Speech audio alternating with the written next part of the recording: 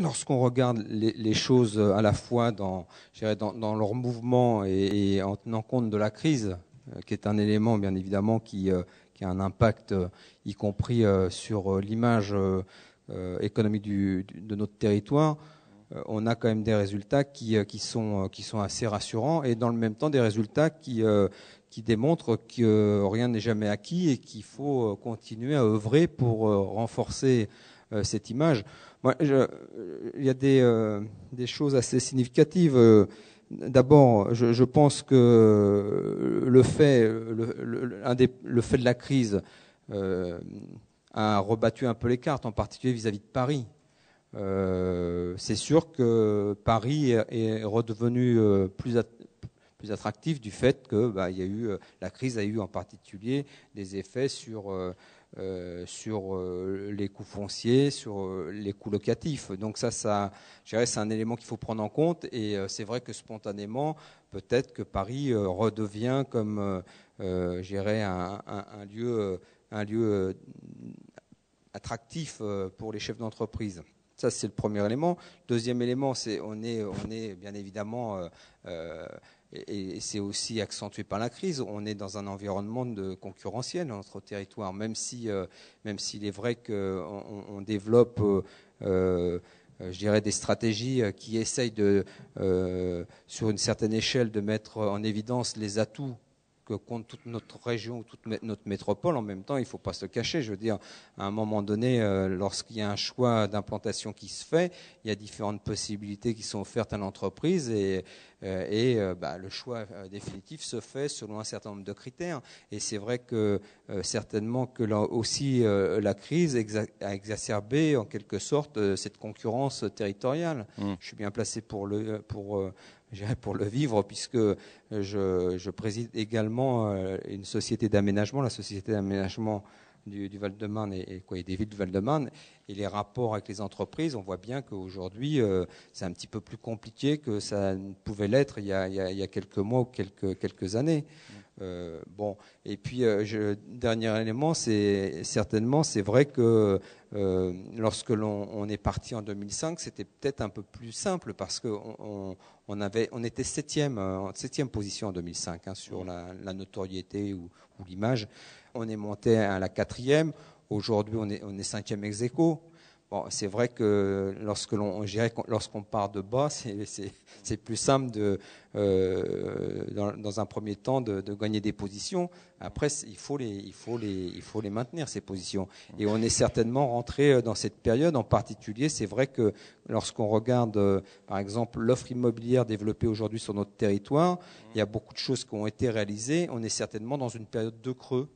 On a beaucoup de projets qui vont se concrétiser dans les mois et les années qui viennent, mais aujourd'hui on est dans une période de creux, et je pense que là aussi, en particulier vis-à-vis des professionnels de l'immobilier, c'est des éléments qui jouent. Je partage beaucoup les résultats d'Ipsos, et tout ce qui a été dit tout à l'heure nous est familier au quotidien sur ce département, sur cette partie de l'Île-de-France. Ce qu'on ne dit pas assez peut-être, c'est qu'on a finalement deux grandes familles de clients, les très grandes entreprises. Et c'est sans doute à elles qu'il faut penser sur l'avenir du département, et c'est sans doute elles qui s'identifient le moins à ce département. On a parlé, sans le dire tout à fait, de dispersion. Ce qui manque, on a dit tout à l'heure très bien que ce qui manquait, c'était une incarnation, certes, et sans doute une polarité. Alors ce qui est drôle, c'est que le pôle de Rungis, qui représente quand même plusieurs centaines de milliers de mètres carrés, ne soit pas plus référencé que ça dans l'esprit des chefs d'entreprise. Il s'est passé depuis 20 ans beaucoup de choses à Créteil, ça en fait quand même un pôle relativement indiscutable. Donc curieux que ces pôles-là émergent pas plus. De mon point de vue, ça c'est étonnant. Pour le reste, c'est bien un département marqué par une grande dispersion de son territoire, et dans lequel, hélas, peut-être pour certaines grandes entreprises, on a peu de polarité. Une entreprise, de façon assez grégaire, aime bien se rapprocher d'autres entreprises déjà là, pionnières, et qui ont montré sur 10, 15 ou 20 ans de vie tertiaire qu'on se trouvait bien là. Donc ça peut peut-être manquer à ce département. Je ne sais pas il y a sûrement des occasions en termes d'urbanisme de trouver, je pense à Charenton notamment, mais il y a d'autres sites où c'est possible, Ivry bien sûr, où on peut essayer de recréer cette polarité tertiaire qui donne envie de retrouver d'autres entreprises que la sienne, et d'être d'une certaine façon sécurisé sur le long terme. Deux choses à dire sur ce département. Les petites et moyennes entreprises trouvent une réponse plutôt adaptée à leur sujet sur ce département très diversifié, et quelles que soient les communes sur lesquelles on s'adresse. Ça, c'est une première chose. Les grandes entreprises pensent moins spontanément à ce département, mais depuis 2 ou 3 ans, trouvent des réponses immobilières très adaptées. Vous disiez, je vous rejoins un peu sur l'analyse, peut-être moins court terme, ce département va tirer bénéfice des développements qu'il a su initier, quelles que soient les communes, depuis 3 ou 4 ans. On est aujourd'hui devant un patrimoine immobilier tout à fait évolué, de dernière génération, qui représente environ 60 000 m² construits ou qui vont l'être dans les 6 mois. C'est énorme. Le Val-de-Marne absorbe depuis 5 ans de façon régulière, avec des pics impressionnants.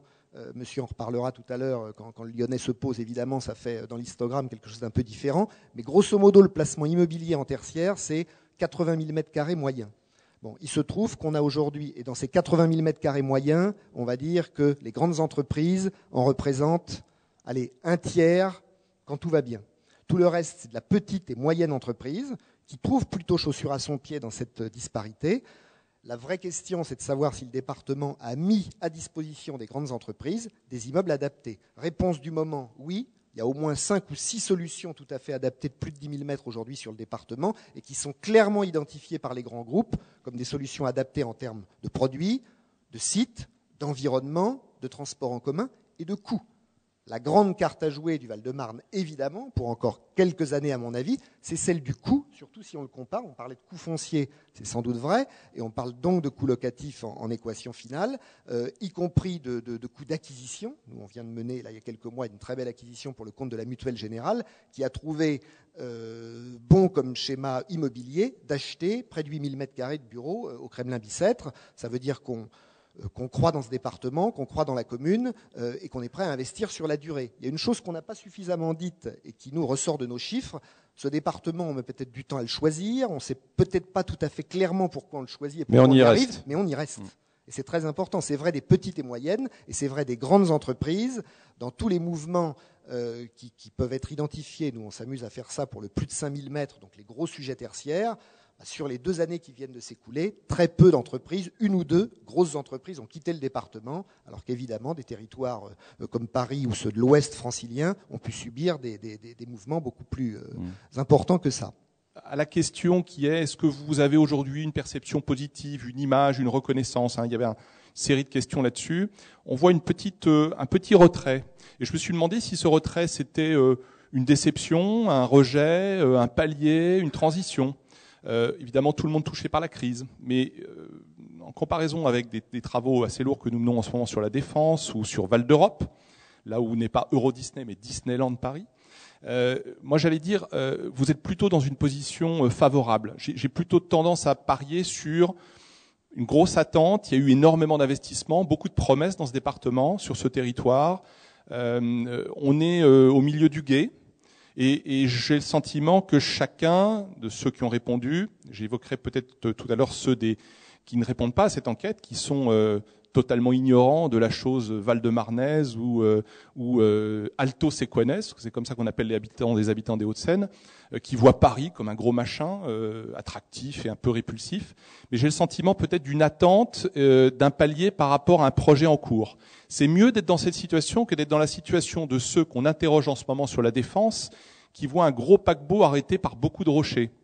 C'est peut-être mieux, c'est le problème de la maturité. Vous n'avez pas ce problème-là. Vous n'avez pas cet avantage aussi, c'est qu'on a de la masse, on a des choix, on a ceux qui vous entourent, la polarité, ce que vous appelez la polarité, je vous rejoins tout à fait. Et puis côté Val d'Europe, là on est plutôt sur un territoire en émergence, qui a une image encore moins reconnue, ou totalement écrasée par Disney, alors qu'il y a un peu moins de 2000 entreprises autour de Val d'Europe, mais c'est une émergence dans l'attractivité d'Île-de-France. Et là, ce coup d'arrêt de la crise, il est ennuyeux, parce que les choix sont rares et les choix ne vont pas aux pionniers. On ne fait pas des paris sur des valeurs qui ne sont pas relativement sûres, reconnues ou un peu établies. Voilà ma première réaction à chaud sur cette enquête que je trouve extrêmement intéressante et très bien faite. Orange a pris la décision d'installer son siège social à Arcueil. Je crois que c'était en 2005 et puis l'implantation effective a eu lieu un peu plus tard en 2007. Retour d'expérience peut-être de votre groupe. Retour d'expérience, effectivement. D'abord, merci de me recevoir. Le témoignage d'Orange, à mon avis, va être assez emblématique sur le fait de pouvoir rebondir sur tout ce qui a été dit. Et je pense notamment à ce qu'a pu dire M. Castellani, qui est très intéressant. C'est vrai que sur le 94, on trouve une très grande diversité de possibilités d'accueil au niveau des entreprises. Je prends pour exemple, en fait, sans aller chercher très loin, sans m'intéresser aux 220 pays sur lesquels nous sommes présents commercialement, ce qui nous intéresse ce soir, c'est bien évidemment le Val-de-Marne. Nous avons 12 boutiques qui sont de dimension de taille humaine. Il y a une vingtaine de personnes qui travaillent dans une boutique. Et puis à côté de ça, on a quelques paquebots, et je pense notamment à Arcueil. Arcueil, j'ai du mal à retenir les chiffres, et j'en ai pas mal sous la main. Arcueil, c'est 90 000 mètres carrés sur 2-3 gros pâtés de maison. Donc c'est assez énorme. Et je rejoins ce qui a donc déjà été dit. Effectivement, quand on est dans le 94, on a tendance à y rester. Et il y a une véritable identification au territoire, en fait, qui se fait assez facilement. Chose qui n'existe pas obligatoirement dans Paris. Grand nombre de salariés de France Télécom Orange vont dans Paris pour travailler, mais n'habitent pas obligatoirement à Paris. Par contre, les mouvements de population autour du Val-de-Marne, en fait, sont réellement très locaux. Donc, bien évidemment, on est très friand de toutes ces améliorations dont on parle en ce moment autour de l'amélioration des transports, notamment les transports transversaux. Mais on a véritablement une croyance forte autour du Val-de-Marne. Donc moi j'y crois bien évidemment parce que je ne travaille que sur le Val-de-Marne, mais tout autour de nous, nous avons une croyance très très forte autour du sujet, non seulement sur nos implantations, mais aussi sur nos investissements. Et ça, je pense que c'est véritablement très important. Le très haut débit fait partie des choses sur lesquelles aujourd'hui nous investissons à coups de millions d'euros, et le département du 94 justement correspond à une cible réellement très très très fine, notamment en termes d'attente, mais bien évidemment, et ça en découle directement au niveau des investissements.